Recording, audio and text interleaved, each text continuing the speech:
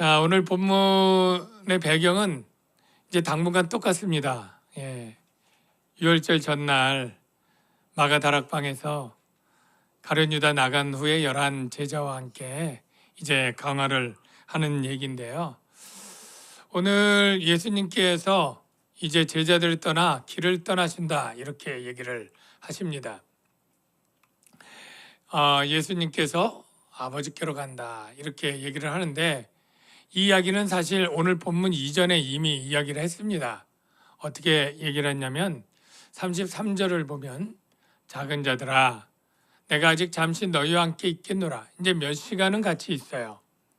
너희가 나를 찾을 것이나 일찍 내가 유대인들에게 너희는 내가 가는 곳에 올 수 없다고 말한 것 같이 지금 너희에게도 이르노라. 그러니까 지금도 제자들이 내가 가는 곳에 너희 올 수 없어 이렇게 얘기를 한 거죠. 제자들은 3년 동안 예수님만 따라다녔습니다.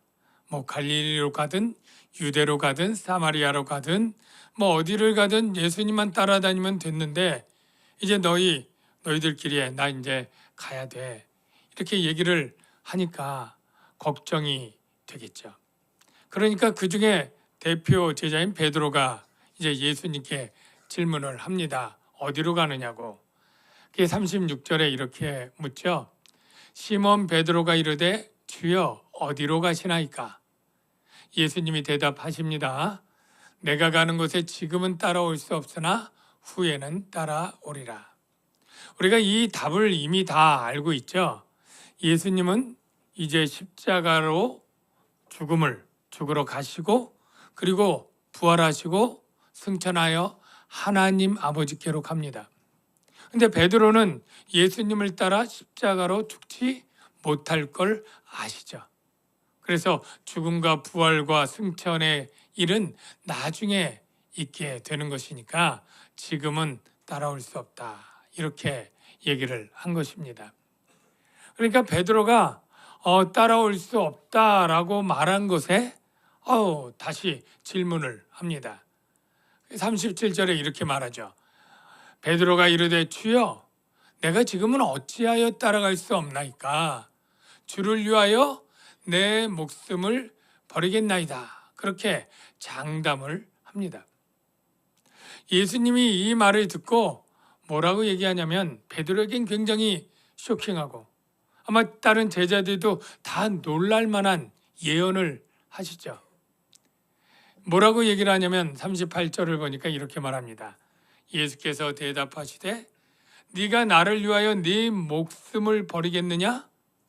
내가 진실로 진실로 내게 이르노니 닭 울기 전에, 그러니까 지금 밤이 뭐 한 8시 9시인데 새벽 닭이 울기 전까지 뭐 3, 4시 되는 거 아니에요? 그러니까 네가 몇 시간 안에 닭 울기 전에 네가 나를 3번 부인하리라 이렇게 예언을 합니다. 여러분이 이 상황을 이미 성경을 통해 아시는 것처럼 예수님의 겟세마네 동산에서 기도한 후에 가룟 유다의 배신으로 이 로마 군병과 대제사장들의 종들이 검과 몽치를 들고 찾으러 갈 때 제자들이 다 도망갔습니다. 오직 베드로하고 요한만 그나마 예수님을 따라가게 되는데, 요한은 대제사장 집에 들어갔고 베드로는 뒤에서 멀찍이 따라가다가 요한이 문 열어줘서 간신히 들어갑니다. 그리고 뒤뜰에 그 숯불, 추운 때니까 밤에 숯불 쬐고 있다가 그 하속들이 너도 그 사람이다, 그 사람의 제자다, 같은 도당이다 뭐 이런 말에 3번이나 부인하게 되는 것 여러분 아시죠? 근데 사실 이 말을 듣자마자 베드로가 가만히 있으면 좋았을 텐데 또 호언장담을 또 합니다. 부인한다는 말에. 그게 요한복음에는 없고 마태복음에 있는데요. 그 말씀이 이렇습니다. 마태복음 26장 35절에 베드로가 이르되 내가 주와 함께 죽을지언정 주를 부인하지 않겠나이다. 부인하지 않겠다고 하는 얘기를 또 합니다. 그러니까 사실 모든 제자들, 그 옆에 있는 제자들도 아마 이때쯤에는 가만히 있을 수는 없겠죠. 베드로 따라서 우리도 부인하지 않겠다 이렇게 얘기를 합니다만 제자들 다 도망가고 베드로는 3번을 부인하게 되었습니다. 여러분 이때쯤에서 우리가 한번 궁금한 건 베드로가 그렇게 목숨을 버리겠다, 부인하지 않겠다라고 그 말한 그때 그 마음은 진심이었는가? 아니면 조금 허풍과 과장과 위선적인 어떠한 거짓말이었을까? 여러분 어떻게 생각해요? 거짓일까요? 진심이었을까요? 진심이었겠죠. 진심인데 왜 거짓말이 되게 되었나? 그 이유는 바로 우리의 연약한 육신 때문일 것이다. 이렇게 생각합니다. 베드로가 그 당시에는 아직 성령 받은 일이 없습니다. 오순절 성령이 오기 전에는. 그러니까 우리의 육신은 아무리 선을 행해야지, 하나님의 법대로 살아야지 라고 즐거워해도 죄의 법 아래로 사로잡혀 간다고 오라 나는 공고한 사람이로다 바울이 외치듯 베드로도 연약한 육신의 상태가 있었던 거예요. 그래서 예수님이 베드로의 배신을 예언할 때 분위기를 보면 네가 나를 배신하였구나. 그리고 굉장히 괴로워하고 배신감에 부르르 떨지도 않았어요. 사실은 어떻게 보면 이 베드로의 부인을 예언하지 않을 수도 있었을 것 같아요. 베드로가 질문하지 않았다면. 근데 예수님이 이미 베드로의 부인을 알고 있었지만 충분히 그의 연약함 때문에 그렇게 넘어갈 것을 알고 있었다. 바울이 우리의 육신이 연약함을 로마서 8장에 이렇게 말하고 있는 것 여러분 기억나시나요? 로마서 8장 3절에 율법 하나님의 법이죠. 선한 거 좋은 거 알아요. 근데 육신으로 말미암아 연약하여 할 수 없는 그것이래요. 율법이 선한 걸 알지만 연약하니까 할 수 없다는 거예요. 로마서 8장 7절에 보면 육신의 생각은 하나님과 원수가 되고 하나님의 법에 굴복하지 아니하고 할 수도 없다. 하여간 결론적으로 육신에 있었던 베드로는 진심으로 얘기를 했었지만 이 죽음에 대한 두려움 이런 것 때문에 육신에 져서 거짓을 말하게 되었다. 이게 바로 이제 깨닫게 되는 건데요. 그런데 중요한 것은 여기서 은혜가 되는 포인트가 있어요. 뭐냐면 우리의 구원에 있어서도 동일하다는 거예요.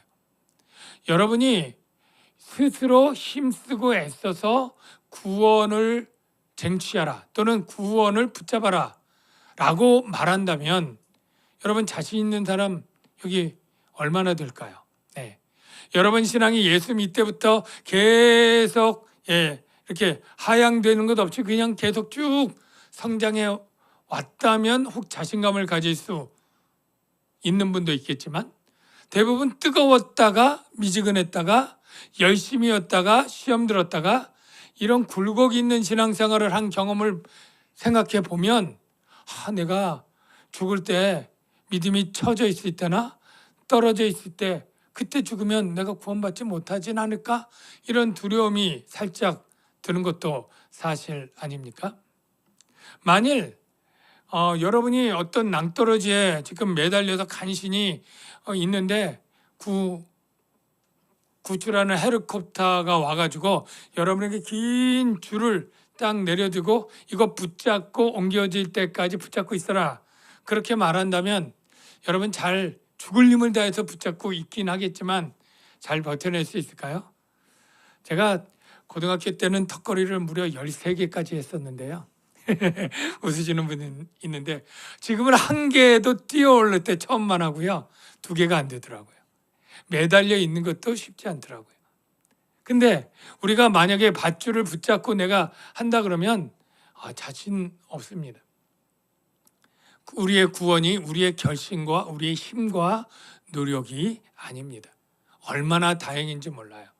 구원이 우리가 의지로 주님을 붙잡는 것 있지만 주님이 우리를 붙잡는 것이 우리를 안전하게 확실하게 구원해 준다는 사실. 내가 줄을 붙잡지만 그 줄이 나를 얽어매서 내가 놓치더라도 나를 끌어낼 수 있는 그러한 구원이기 때문에 우리는 안도하고 평안을 또 확신을 누릴 수 있는 것입니다. 제자들은 예수님이 떠난다고 하니까 근심이 가득 찼어요. 이제 어떻게 우리는 무엇을 우리끼리 해야 되지? 어떻게 살아야 되지? 주님 없을 때 우리가 뭘 해야 되지? 뭐 별 걱정이 많아요. 그러니까 예수님이 근심하지 마 이렇게 얘기를 합니다. 우리가 잘 아는 요한복음 14장 1절 너희는 마음에 근심하지 말라. 하나님을 믿으니 또 나를 믿으라. 제가 이 말씀을 똑 떼놓고 우리가 딱 보면 하나님은 근심하지 말래. 그래서 내가 내일 시험이라도 근심 안 해. 저 실직해도 근심 안 해. 물론 그렇게 해서 평안을 누리는 것도 좋지만 문맥에는 맞지 않는 것이다. 주님의 문맥에 근심하지 말라는 것은 주님이 떠나서 혼자 남게 될 때에 근심을 말하는 거지 삶 속의 근심거리 모든 것에 다 적용하라고 준 말씀은 아니다. 그러니까 여러분들이 성경을 한 구절 한 구절 떼서 해석하면 얼마든지 본인은 은혜밖에 잘못 해석할 수가 많이 있다. 알고요. 그러니까 주님이 떠난다고 어디 길을 간다고 너희들 혼자 있다고 하니까 하는 근심이에요. 그러니까 그 근심하지 말라. 나를 믿으라. 그러면 어떤 믿음의 약속이 나와요? 내가 곧 다시 올게. 그걸 믿을 때에 아이가 안심하잖아요. 어린아이가 집에 혼자 있는데 엄마가 갑자기 사라지고 어디 갔다 올게. 그러면 애가 얼마나 무서울게요. 그러면 내가 여기 편의점 갔다가 10분 후에 올게. 조금만 있어. 그러면 아이들이 그 말을 믿고 편안해질 거 아닙니까? 주님이 그렇게 나를 믿으라고 약속을 해줘요. 그게 2절에 이렇게 말하고 있죠. 내 아버지 집에 거할 곳이 많도다. 그렇지 않았으면 너희에게 일렀으리라. 내가 너희를 위하여 거처를 예비하러 가노니. 그러니까 제자들을 위해서 가는 겁니다. 사실은.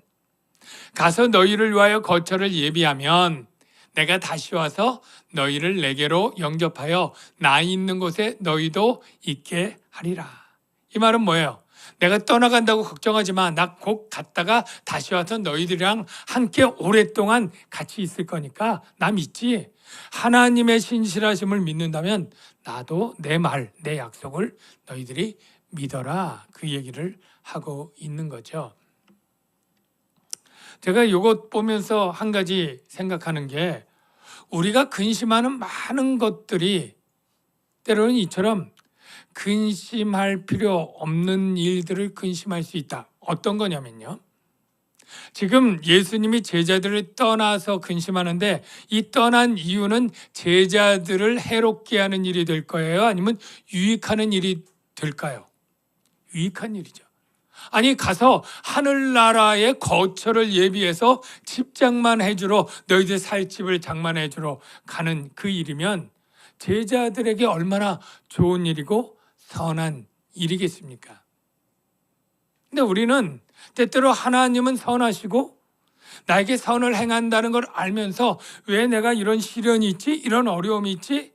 그것만 당장 눈앞의 일만 보면서 근심하고 걱정하는 일인데 때로는 하나님이 더 먼 일을 보면 아니 차라리 우리의 천국의 그 인생까지 볼 때 그 일이 내게 믿음을 더 굳건히 해서 내 구원이 흔들리지 않게 하고 그 일을 통해서 믿지 않는 누군가에게 전해지게 되고 그를 구원하는 일이 되고 하나님의 합력하여 구원이라고 하는 가장 최고의 선을 이룰 도구들이 되었다는 것, 기회들이 되었다는 것을 나중에 깨달을 수 있지 않습니까? 그러면 그때 근심이 사실은 할 필요 없는 근심이고 오히려 믿음으로 기도하면 될 일이었네 라고 깨달을 수도 있지 않겠습니까?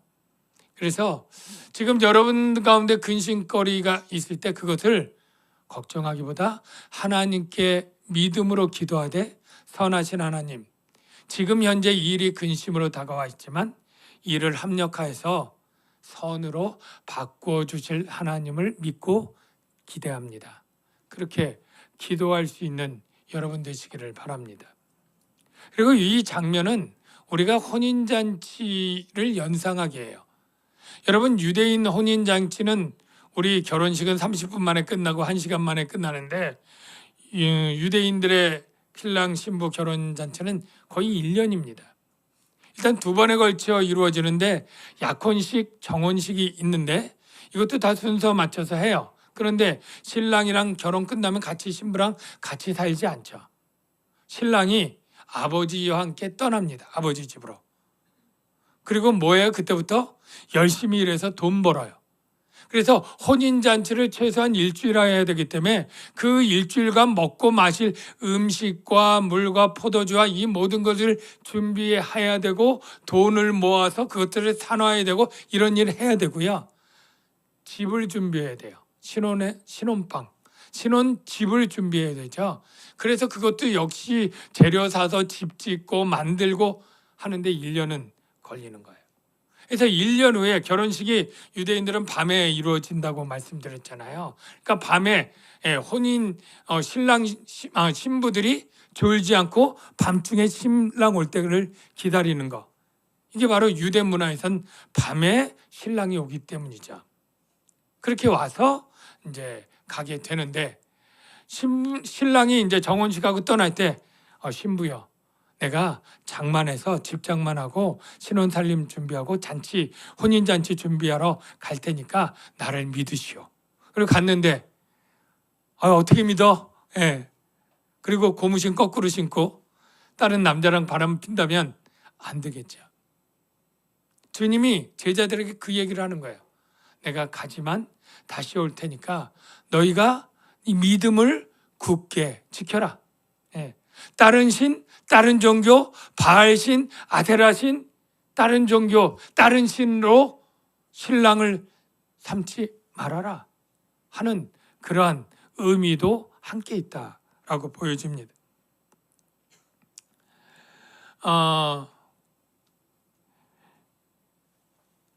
예수님께 그 아버지 집, 하나님 아버지 집으로 여러분 스스로 찾아갈 수 있을까요? 사람이 스스로 찾아갈 수 있을까요? 네. 사람이 스스로 찾아갈 수 없습니다. 왜냐하면 하나님이 그 길을 막아 놓으셨기 때문에.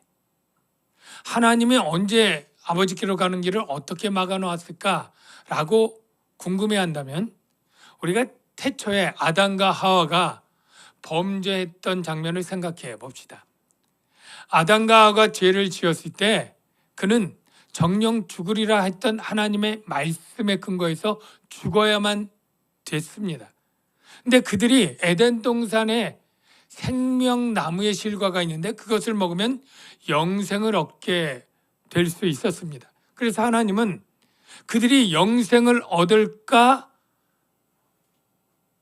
해서 그들이 얻지 못하도록 그들을 쫓아내고 거기에 천사들과 불칼로 그 길을 막습니다. 그 내용이 창세기 3장 24절에 있죠. 이같이 하나님이 그 사람을 쫓아내시고 아담과 하와죠.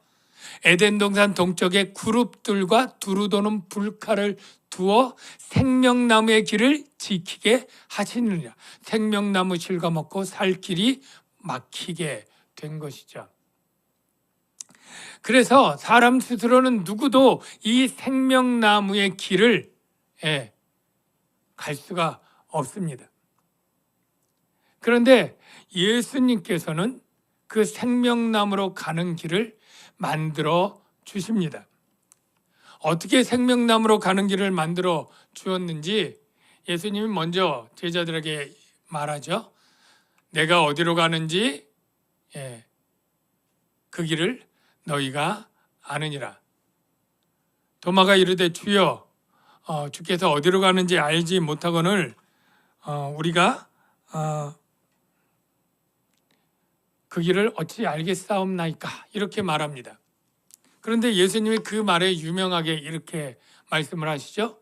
내가 곧 길이요 진리요 생명이니 나로 말미암지 않고는 아버지께로 올 자가 없느니라. 그런데 여기 IM이라고 하는 것은 제가 전에 얘기한 것처럼 헬라어 에고에이미라고 해서 하나님의 자기 이름이라고 했고요. 내가 곧 길이요라고 번역을 했지만 사실은 그것은 더 웨이, 더라고 하는 정관사를 썼는데 여러분이 영어를 조금 배우신 분들은 어웨이하고 더웨이의 차이를 아실 텐데, 어웨이는 부정관사죠. 그냥 여러 길 중에 어떤 한 길을 말한다면, 더웨이는 바로 정한, 앞에서 말한 내가 아버지께로 가는 바로 그 길을 정관사를 써서 표현했다라는 것이죠. 그래서 그 길은 그냥 길이 아니라 아버지께로 가는 정한 길이 되는 거예요. 여러분 설악산 가보셨나요? 예, 저는 어렸을 때, 대학생 때죠. 예, 산을 잘 안 가지만 설악산 대청봉에 갔습니다. 설악산에 가면 코스가 6개가 있는데 제가 백담사에서 가는 3번 코스로 가서 4번 코스로 내려온 적이 있습니다. 네. 여러분 어느 길로 혹시 가보셨는지 뭐 다 다를 텐데요. 중요한 건 어느 길로 가든 대청봉은 다 나옵니다. 뭐 가는 계곡이 다르고 경치가 다르고 거리가 달라서 시간은 다르지만 끝내 가면 다 어느 길로든 대청봉이 나옵니다. 그러나 주님께 아버지께로 가는 길은 어느 길로 가도 다 나오는 그런 길이 아닙니다. 뭐로 가도 서울만 가면 된다라는 그런 말처럼 뭐로 가도 아버지께로 가면 된다라는 말이 성립이 안 됩니다. 왜냐하면 예수님이 하나님께서 죄인들에게 생명나무로 오는 아버지가 계신 낙원의 길이 막혀 있기 때문에 그 길을 열어주는 자가 인도하는 그 길만이 생명의 길입니다. 여러분 작년쯤에 그 대구에서인가요? 무슨 지하도에 갑자기 물이 들어와서 사람들이 침수되어서 죽었던 그런 사건이 있었는데요. 근데 에어포켓이라고 하는 지하도에 공기층이 있었는데 거기 2명이 13시간을 매달려서 살아나왔던 기사가 있었습니다. 근데 꼭 이 에어포켓은 이 침몰한 선박 가운데 그런 에어포켓에 사람들이 있어서 구조대원들이 기다리는 그런 일들이 있는데 그런 상황 가운데서 공기는 점점 없어지고 물은 차가워서 체온은 떨어지고 죽어야 될 때 어느 길로 헤엄쳐서 나가야 될지를 결정해야 되는 그런 상황이 있을 수 있잖아요. 그런 데는 길을 잘못 들면 죽는 것입니다. 숨 막혀서. 최단 거리에 살 수 있는 길은 정말로 극소수죠. 우리가 하나님 아버지께로 가는 길이 여러 길이 있다라고 주장하는 사람들이 있습니다. 종교다원주의를 주장하는 사람들인데요. 불교나 천주교나 힌두교나 어떤 무속신앙에도 나름대로 구원의 길이 있다라고 말하는데 그건 틀렸습니다.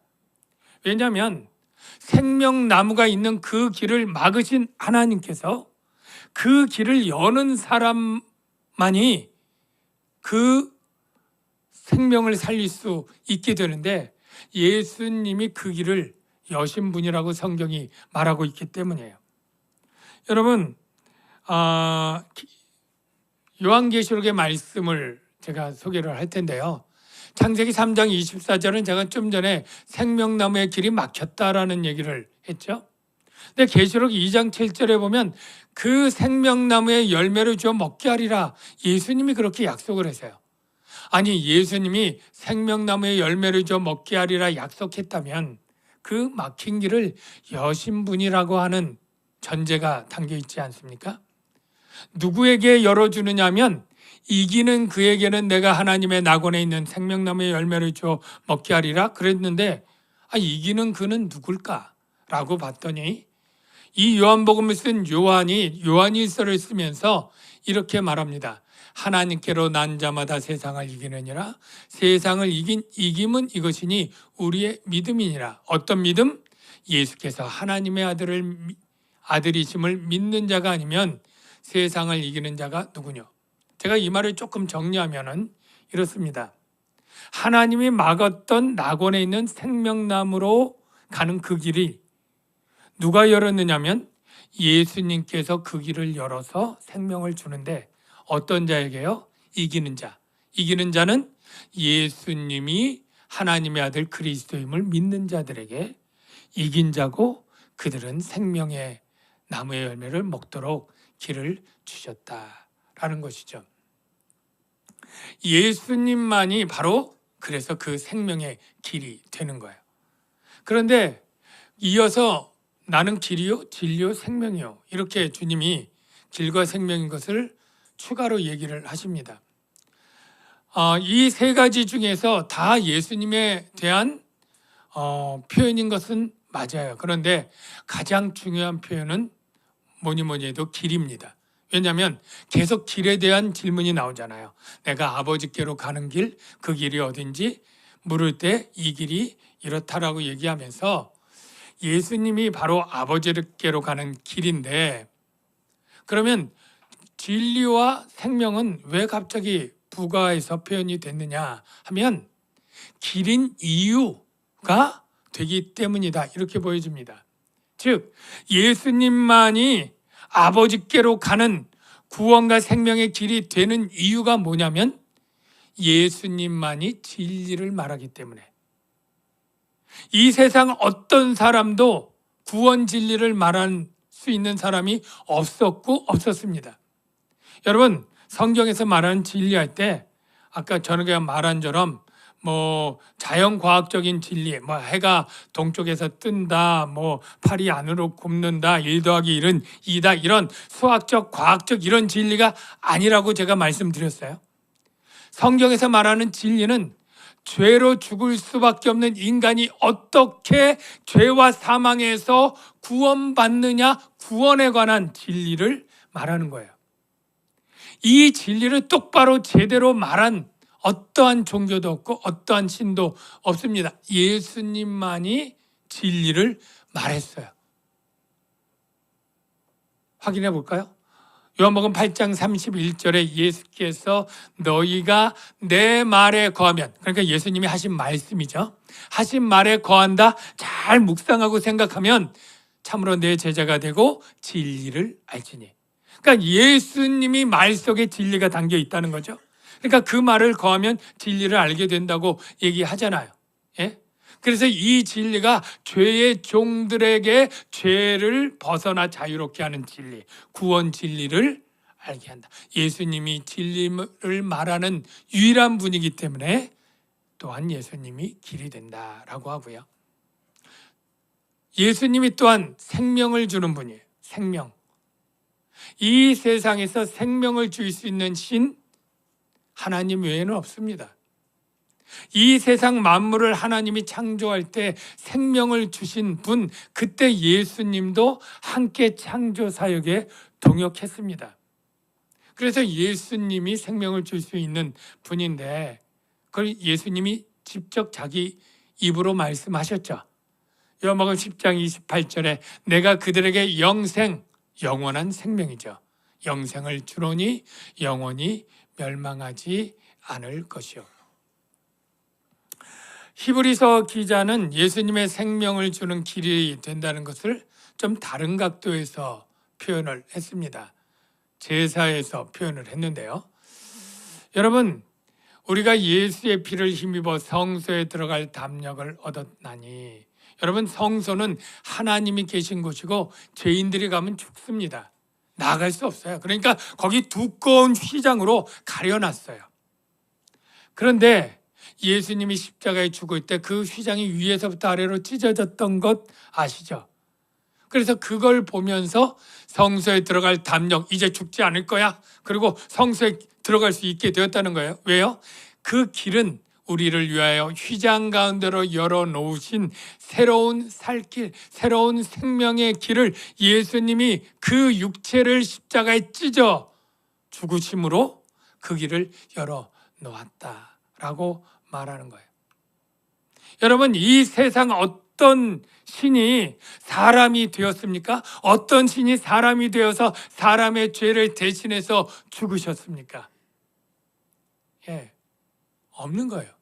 어떤 교주가 사람의 죄를 대신해서 죽고 부활할 수 있었습니까?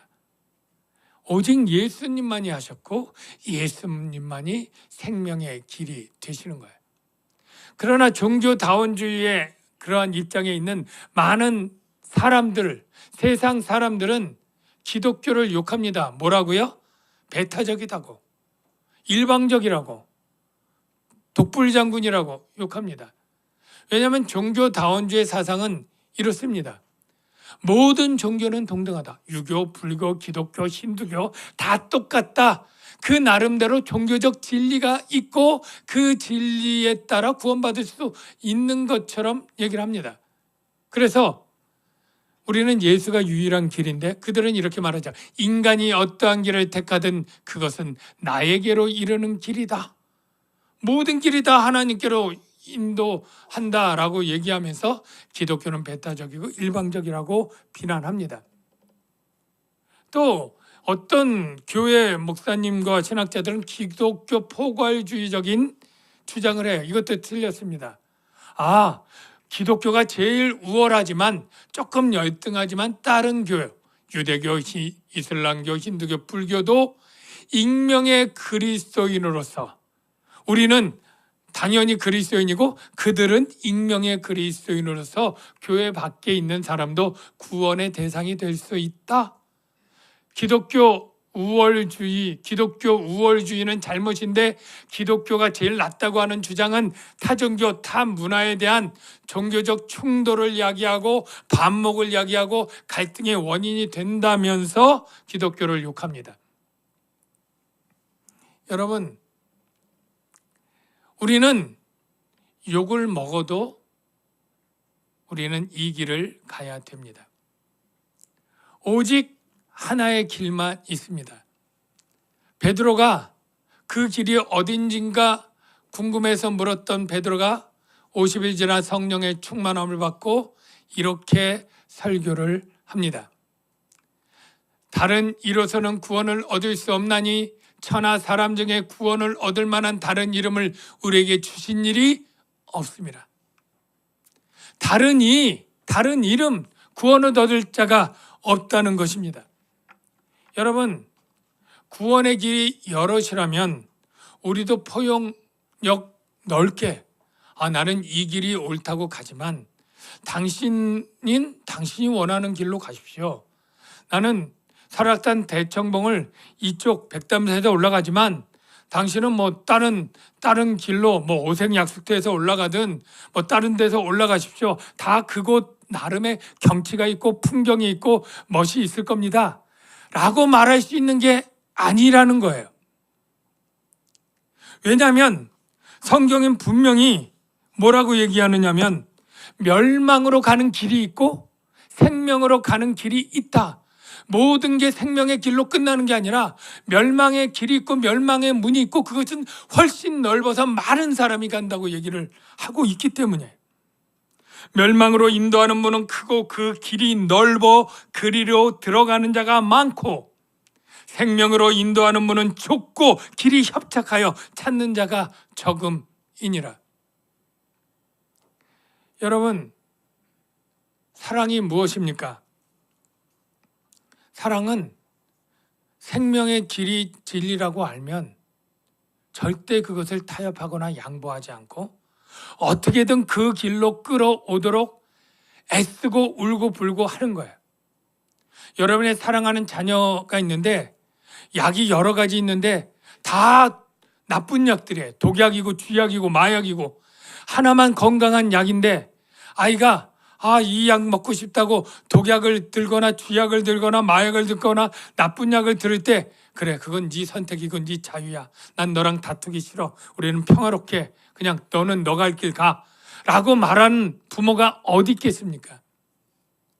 그냥 뛰어가서 소리를 치고 걔를 엉덩이를 두들겨 패서라도 그 약을 뺏고 좋은 약을 먹이겠죠. 이게 사랑 아닙니까?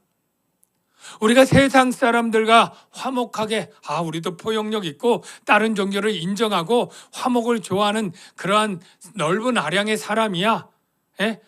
부처님 오신 날에는 현수막도 걸고 스님도 초청해서 환영 행사도 하고 그렇게 좀 폭이 넓은 그런 종교로서 가는 것이 사랑이고 진리겠어요? 아닙니다. 주님은 우리에게 뭐라고 말하냐면 내가 화평을 주러 온 줄로 생각지 말라. 화평이 아니라 검을 주러 왔다. 가장 사랑하는 아버지와 아들과 엄마와 딸과 며느리와 시아버지가 싸우도록. 왜? 생명의 길이 어딘가를 놓고는 싸워야 되는 얘기지 서로 양보하고 타협하고 각자 갈 자유의 길로 가라고 말하는 것이 아닌 거예요. 사랑하는 성도 여러분, 우리는 오직 예수님만이 유일한 구원자라는 이 믿음을 흔들리지 말고 지켜야 될 겁니다. 신앙의 길 갈 때 힘든 일이 있고 어려운 일이 있죠. 신앙생활 제대로 하려면 힘들고 어려워요. 구속도 되는 것 같고요. 손해도 있고 어려움이에요. 길이 협착하다고 주님이 말했습니다. 그래서 사람들이 많이 안 가는 길이라고 얘기를 합니다. 우리가 갈 때 여러분 세상 사람들 부러워하지 마시고 저렇게 널널하게 편하게 자기 삶을 다 구가하면서 사는 세상 사람들 부러워하지 말고 그 넓은 길의 끝이 멸망이라는 거 알고 믿음으로 이 길 지켜나가시길 바라고요. 그리고 아직 이 생명의 길로 오지 못한 사랑하는 가족들 있죠. 남편, 자녀, 부모, 우리가 정말 예의 있게 그냥 평화롭게 당신은 당신 믿음 이게 아닙니다. 사랑한다면 기도해야 돼요. 그리고 간절한 마음으로 그가 생명의 길로 가도록, 그래서 아버지와 영원한 그 영광의 집에 같이 들어가도록 기도해야 될 줄로 믿습니다. 기도하겠습니다.